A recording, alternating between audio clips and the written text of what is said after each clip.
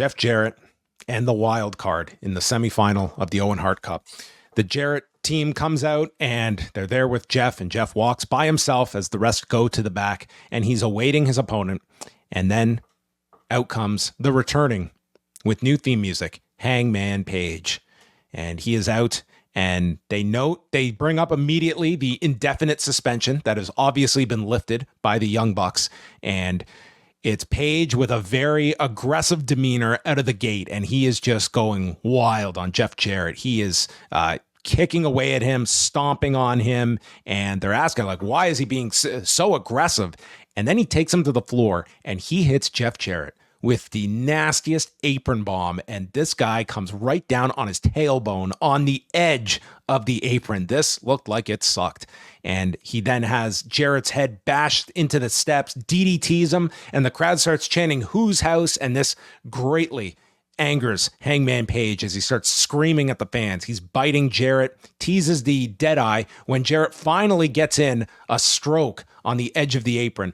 Both men land on the floor, and then it's Jarrett. He several times attempts a sharpshooter, hits the Owen Hart enziguri, and then the stroke is stopped. He counters a deadeye, and then Jarrett goes for the sharpshooter again, and it's stopped. And finally, Page hits the deadeye, but he doesn't go for the cover, so there's more swerve chance, and he's setting up for the buckshot lariat. Jarrett collapses, and then Jarrett sends him back to the apron, stops the buckshot, and takes out his legs to apply the sharpshooter. This got a huge reaction. But then Page reaches the rope, snaps Jarrett's throat on the rope, and he hits the buckshot, drills him with more punches, hits another deadeye, and Hangman pins Jeff Jarrett in 11 minutes and 14 seconds. Karen is out to check on Jeff, and Hangman advances to face Jay White on Collision. So this was the end of the Jeff Jarrett story in the Owen Hart Cup. Yeah. I am curious to see where they go with Jarrett, though, because I think that promo and his inclusion in this entire tournament has probably exceeded way more than they were expecting. So I think there's so much potential to, refresh a Jeff Jarrett character and to be able to tell an interesting story with this version of Jeff Jarrett, a sympathetic Jeff Jarrett, the most sympathetic I think Jeff Jarrett has ever been in his entire career. So I'm curious to see where they go with it. But the long-term thing here was the reintroduction of Hangman Page, and what a perfect reintroduction for a heel Hangman Page. I was curious to see how they would get the crowd to react in a way that would create a negative reaction for Page, because anytime somebody, a star of his caliber, makes a return, the natural inclination is to cheer him. But they found a way by having Hangman be needlessly sadistic and violent on an old guy trying to win a tournament for his deceased friend. And if they had that foresight that Jarrett was gonna garnered this sort of sympathy, that it's great matchmaking on Tony Khan's end, outstanding setup from Jeff Jarrett through that promo, of course, and great possessed heel energy from Hangman here. So as an establisher for what feels like a more serious heel version of Page, I think this was great. This feels like a character that is suitable to headline a Wembley Stadium match.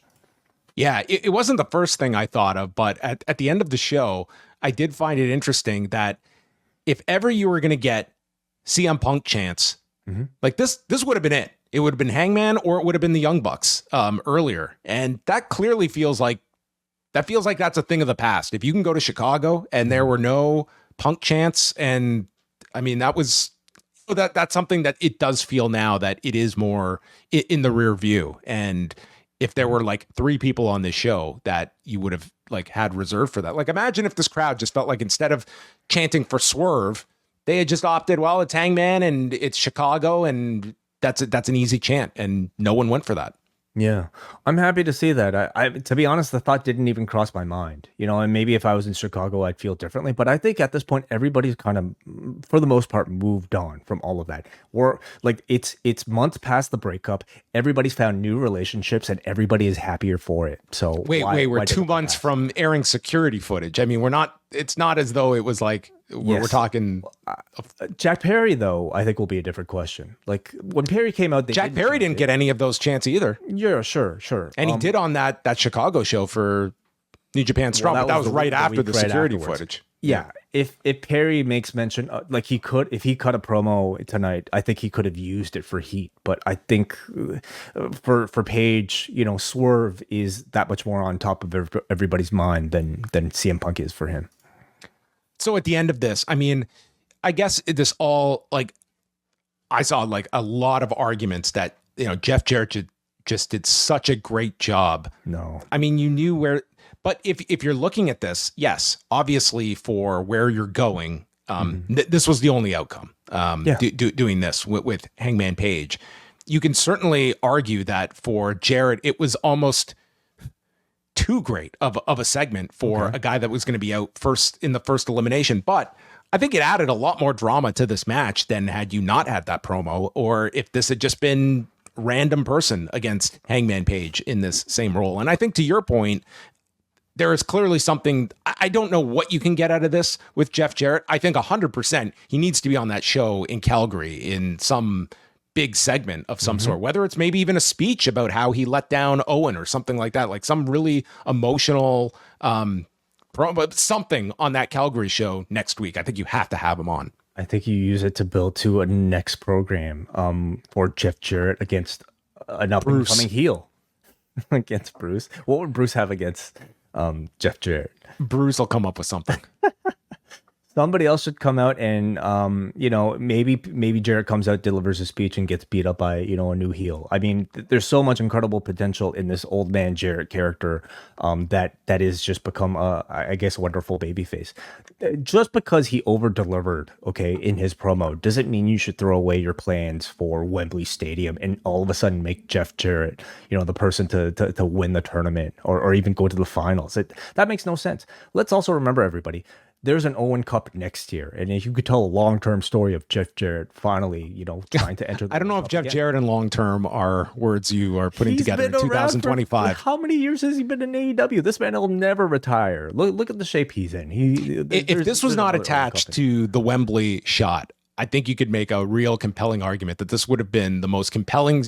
I feel this was of, like, you talk about like Pac having no reason at all. Jeff Jarrett was the strongest story going into this. And for many people, yes, was this guy going to be putting together the matches of a Pac? Not a chance. But in terms of an emotion and story, no one touched Jeff Jarrett in terms of like what they made people feel. Like they went from, why is this guy in this tournament, to this guy is the one everyone's rooting for, from that 9-minute segment. And that connects with a lot of people that might not have the attachment to just a great wrestling tournament, that Jeff Jarrett was able to convey those emotions and get people really rooting for somebody. Well, those emotions just aren't something you can fabricate and write for a wrestler. I mean, they are born from real tragedy. So again, like I think it was great matchmaking ahead of time in order to use that to give heat to Hangman Page in his heel return. But I mean, you could have only gone so far with the tournament that ended up with the winner headlining a Wembley Stadium match, right? But again, I think for next year's Owen, he should be a favorite. Maybe they should continue, this chase and tell a bigger story with him in this Owen Cup. Yeah, I mean, it was just the way the brackets were. I mean, if you're looking at things, like I find this Hangman Jeff Jarrett match could have been perfect for Memphis if you had given Jeff, he gets the one win, in the tournament, and then you have Hangman just come back and he's just. Which town? When is Memphis? When is the Saturday? Memphis? Saturday is the semifinal with Hangman and Jay White. That would have been perfect, really.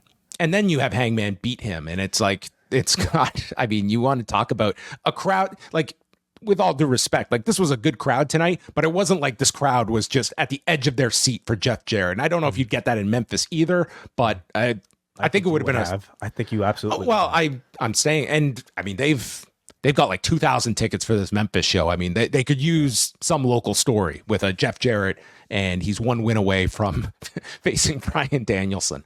Yeah. Hook, we got the Hook fireball angle, and then Renee catches up with Hangman and asks if that aggression was necessary. But the Bucks come in, they're celebrating, they've lifted the suspension and insinuate, you help us, we'll help you. can you be our fifth man for Blood and Guts? And Hangman grabs Matt and says, I'm not your puppet. I don't need you anymore or any of your bullshit games. I'm here to win the Owen. And he just knocks Nick out of the way and he leaves. So partial heel Hangman Page. Oh no, he's total heel. Heels can hate other heels, especially if they're the type of serious heel that doesn't like the more comedic heels. Like, who are you rooting for in this kind of a segment, though? What are you left with at the end of this? So I dislike the both of them, and I dislike Paige because, like, just because Paige is somebody that I should dislike doesn't mean that he should just automatically befriend every single heel group, right? You know, villains should hate other villains as well if they have a storyline reason to. I'm gonna boo Paige. What are we so mad about Hangman for? Like, he came out and he won a wrestling match. He didn't break the rules. Well, if you ask that question, you should ask, why are we cheering Swerve, the person who went into this man's house and threatened his baby? Why is he the good guy in all of this? And why is Paige the bad guy? Like, if you want to ask those questions, sure. But we like Swerve. That's why we're cheering Swerve, and that's why we're booing Hangman. Okay. Well, it's that simple then. So we remain one man short. So for he the doesn't elite. he doesn't commit to joining Blood and Guts, at least at this point. At least not right now. Mm-hmm. So you could somehow work Hangman into there. There's also like that lingering favor that they had asked of like Christian, like they did a few weeks ago with the elite. Although he kind of feels like he's off in his own thing with Jay White now. I think Swerve joins Team AEW, and that entices Hangman to join the elite. And that might be where you go.